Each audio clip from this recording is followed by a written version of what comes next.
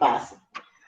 Gente, a gente fala muito de materialismo, não é? E a gente fala muito disso sem saber que quando a gente sente o espírito, a gente tem a percepção do espírito, ou seja, uma percepção qualquer, quando a gente sente um arrepio, qualquer coisa assim, a gente não sabe o quanto esse material, o ectoplasma, está presente nesse contexto, né? Então, falar de ectoplasma é falar daquele vulto que a gente vê, né? Daquela sensação ruim ou daquela sensação boa que a gente tem. E isso é ectoplasma e isso é também materialização, certo? Vamos agora ao conceito do ectoplasma. Lá. Bom, aí então tem um conceito, né, que diz que é a parte da célula que fica entre a membrana e o núcleo, ou a porção periférica do citoplasma, certo? Assim, veja só, todo mundo conhece uma célula, né? Todo mundo que foi para a escola sabe que a célula ela é formada de citoplasma, não é? De membrana, citoplasma e núcleo, certo? Onde tem aí escrito citoplasma, foi um erro meu. Na verdade, isso aí, o citoplasma é a parte de dentro aí, onde tem aí essas outras informações. Essas outras aí eu estou vendo aí mitocôndrias, né? Estou vendo aí uma série de informações que ficam, né, dentro dessa célula. E ali onde está escrito citoplasma, na verdade, entenda como ectoplasma, esse contorno, essa linha. Se a gente partir para um ovo, o ovo é um material que é bem fácil da gente trabalhar e exemplificar. Porque o ovo, vamos dizer assim, tem a casca, né? Essa casca do ovo seria, né, a membrana, vamos colocar assim. A parte da clara seria o citoplasma e a gema seria o núcleo, certo? Mas dentro dessa casca tem ali uma película no ovo, certo? Então, aquela película ali é que nós vamos entender como se fosse o ectoplasma, certo? Então, na verdade, é chamado ectoplasma ou força nervosa. Né? Por que ou força nervosa?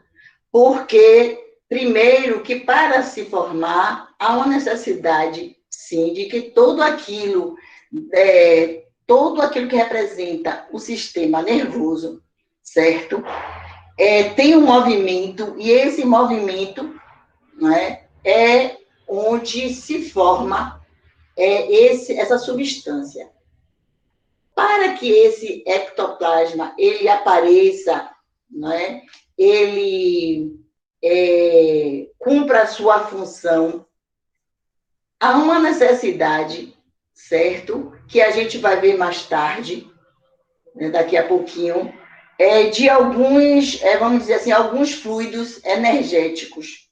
E todos esses fluidos energéticos, é claro que vai ter essa função nervosa, não é? Para que haja essa demonstração, ou haja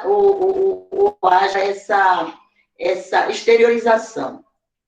Essa exteriorização acontece como? Ali diz que é fluxo abundante de neblina espessa e leitosa. Eu não sei se algum de vocês já tiveram a experiência de trabalhar mediunicamente, não é, para ver o ectoplasma. Mas eu posso dizer a vocês o seguinte: tem médiuns que todo mundo tem ectoplasma, mas tem médiuns que têm uma abundância de ectoplasma. Esses médiuns são chamados médiuns de efeitos físicos. Ora, todos os médiuns são de efeitos físicos. Essa percepção que eu falei antes, essa coisa de perceber, olha, eu vi o vulto passar. Quando eu vejo um vulto, eu percebi.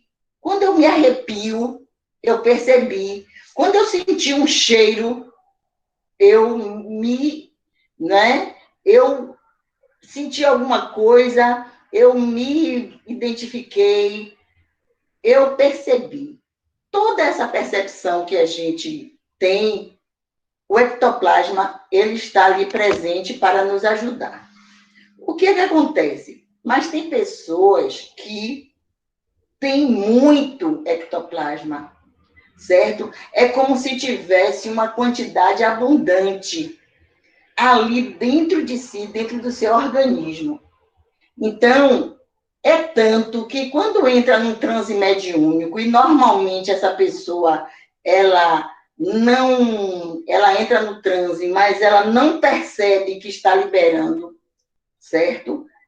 E nessa liberação é que acontece os efeitos físicos, né, do processo.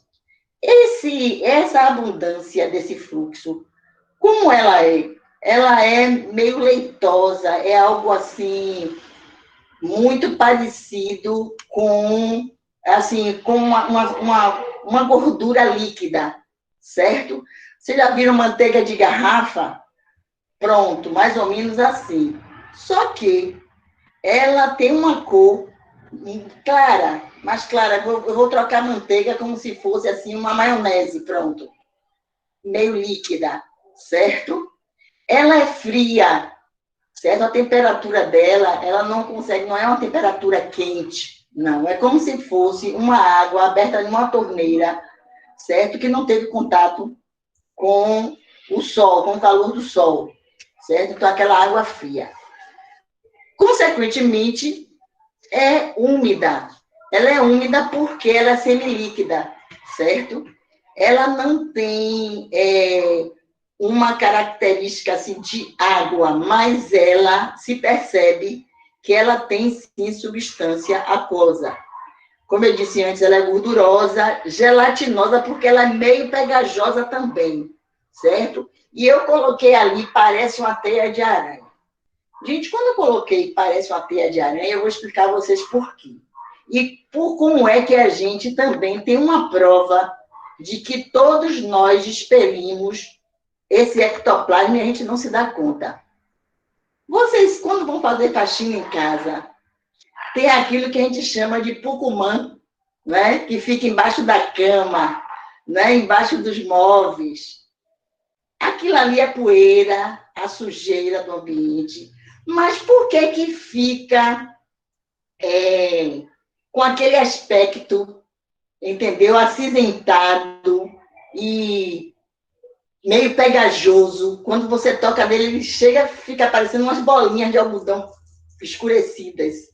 Aquilo ali, se a gente prestar muita atenção, a gente vai ver que aquilo ali, se você pegar aquela quantidade, parecendo aquele algodão, e você fizer isso nas mãos, você tocar, certo? E você esfarelar, você vai ver que tem muito, a depender do tempo, né? Eles vão ficando, claro, mais ressecados, porque quando eles saem do espelho do médium, eles expelem com essa umidade.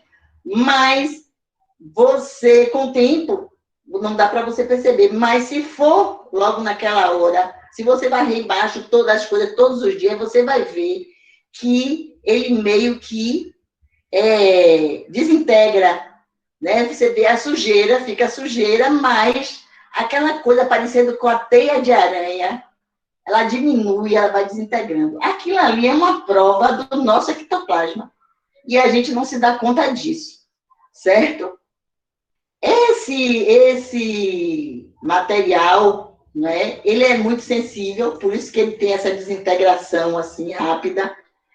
E quando ele está funcionando com o médium naquela hora, ele tem uma tendência a ter, vamos dizer assim, um objetivo e depois ele se desintegrar, certo?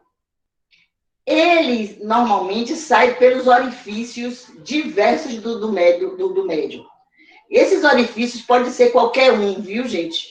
Mas a gente tem uma concentração maior em algumas partes do corpo.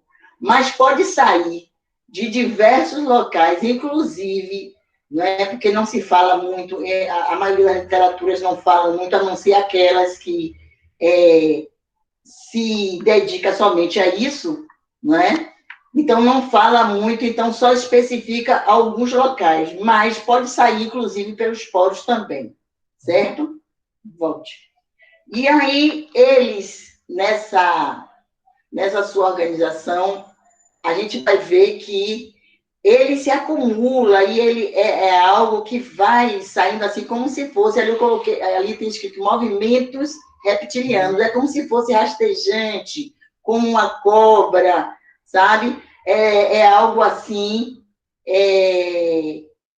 que não é muito definido a maneira como ele se apresenta, quando ele sai do organismo do médium, certo?